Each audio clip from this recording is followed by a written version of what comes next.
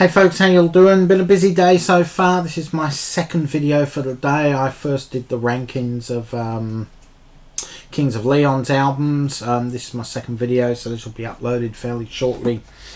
You may get the Kings of Leon up already. So I haven't had time to change t-shirt or obviously records in the rack at the bottom or my artwork behind me there.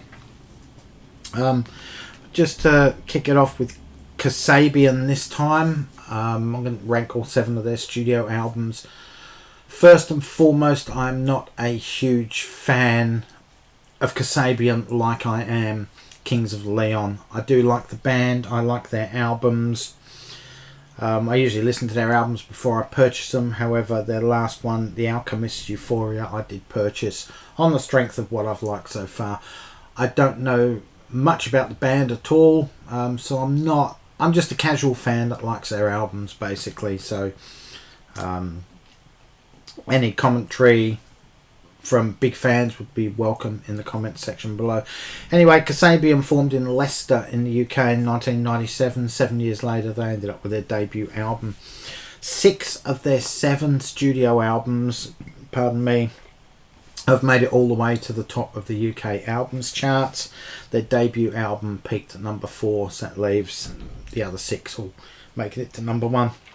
I did read somewhere, and it's quite interesting to note, that the name Kasabian for the band actually came from what was her name? Linda Kasabian. She was a member of Charles Manson's Manson family. She was the getaway driver in the vehicles for the La Bianca Tate murders in 1969. So technically the reach / fascination with Charles Manson still lingers to this day with people. So I just found that quite an interesting little fact.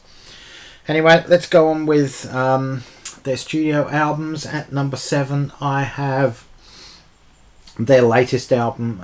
It's their 7th studio album. It was released last year in 2022.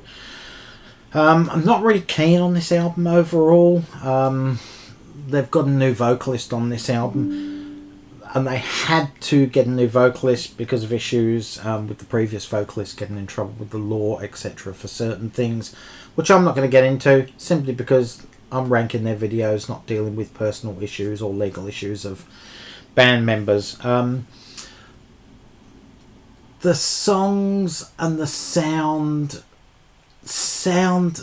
somewhat like Kasabian, like their previous albums, but there's a lot of what appears to be auto-tune on a lot of these tracks, and I don't really like the new singer's voice that much. I don't think it adds, when you've had 6 albums where you've listened to a band and you're used to a certain voice or a certain vocalist, and a new one comes in, it's pretty difficult, and it's difficult for anyone, and I just don't like this album at all. If you like it, great, good for you, I'm all for it. There's going to be albums ranked higher here that I love that maybe you don't love. So if you love this album, good on you. I mean, it's an album, hope you do like it, but I don't. This one comes in at 3 out of 10 for me. Next up, I have their 5th studio album, 4813. That is the title. 4813 is the length of the album. All these here are the lengths of the tracks. The tracks are actually written on the back. First and foremost, terrible album cover. Surely they could have come up with something a bit more interesting than what they've got here. But yeah, this is their 5th album. It was released in 2014. It's a fairly solid album, but I think there's 3 or 4 little interludes that come between some of the tracks, and to me it's unnecessary. It just doesn't add to the album or the tracks or the flow of it in any way. So that is why this one comes in number 6 on the list. It's the interludes, but apart from that, the album does score 7 out of 10. At number 6. Number 5 on my list, I have their 6th album, 2017's For Crying Out Loud. Just like the other album, terrible album cover. I don't like the cover at all. I believe that guy there is one of their long-time roadies that's been with them since the early days. I don't get what the cover means. He's obviously crying a lot. He doesn't look like he's crying, but you've got the little water droplet tears in front of his eyes. I don't like the layout of the album cover. I don't like the font that it's written in. I just don't like that.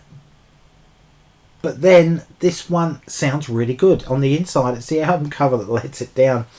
To me, this album has a sound like Brandon Flowers, his solo material, or The Killers. If you guys are familiar with the band The Killers, if you're not so familiar with them, they had that huge hit, Mr. Brightside.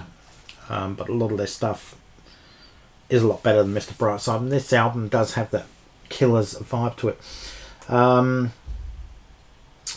You're in Love with a Psycho would have to be my favourite song off this album.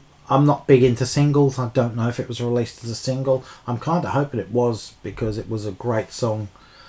Probably it is the best song on this album, and it sums up the album, so I'm hoping that it was a single. This one comes in at 8 out of 10. Number 4 on my list, I have their debut self-titled album, Kasabian.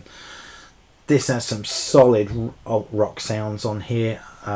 This wasn't the first album I bought. The first album I bought was their third album, West Rider Pauper, Lunatic Asylum, and then I went backwards from there. But yeah, this is a great album of just great alt rock. I think the song LSF, Lost Souls Forever, probably sums up the album. But this is a great album. I love this album. 8 out of 10. Number 3 on my list, I have their Sophomore album, 2006's Empire. I mean, look at that album cover. Isn't that a cool album cover? How do you go from that to that or that? That's just terrible. Anyway, yeah, love the album cover. Cover art is absolutely fantastic. I would love to own this one on vinyl and see that in its full 12 inches of glory. Lots of anthemic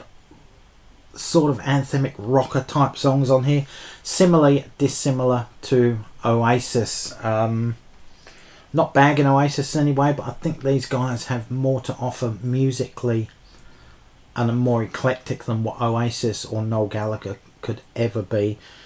But Oasis are good at what they do, and I'm a huge fan of Oasis, so don't knock me in the comments saying I'm bagging Oasis, because I'm not by any means. Just saying that there's a lot of anthemic rockers on this album, just like you would get from Oasis. That was all. I'm just pointing out the differences between both bands. Great stuff. Album comes in at 8.5 out of 10. Number 2 on my list is what I would assume would be most people's favourite Kasabian album, West Rider Pauper Lunatic Asylum. Had to get that one right. It's their third album, was released in 2009. It's named after the West Riding Lunatic Asylum in Yorkshire in the UK. The album is a concept album of sorts. Most of the songs are basically about fictitious inmates who live in that particular asylum. It's an excellent album. As I said, most people would rank this album at number 1.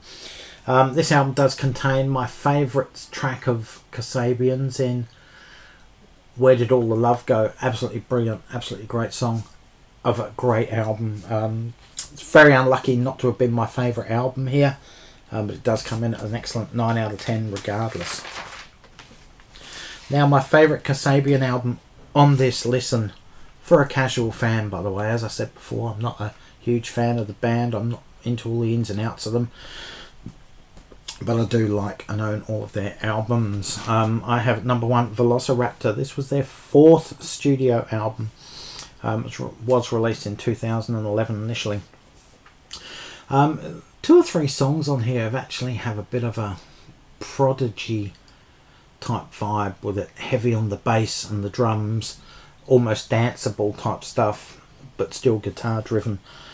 There's a few rockers on here as well. There's a couple of slower tracks as well. I just simply love the eclecticism of this album and how all the songs flow from one style to another, and it's fluid. The album is fluid, and that's what puts this one at the top of the list for me. It's their most eclectic album for me. and it just flows so beautifully from the beginning to the end. Absolutely brilliant. 9.5 out of 10. Anyway, guys, look, if you like what I do, give me the thumbs up, hit that subscribe button down there. Thanks for watching.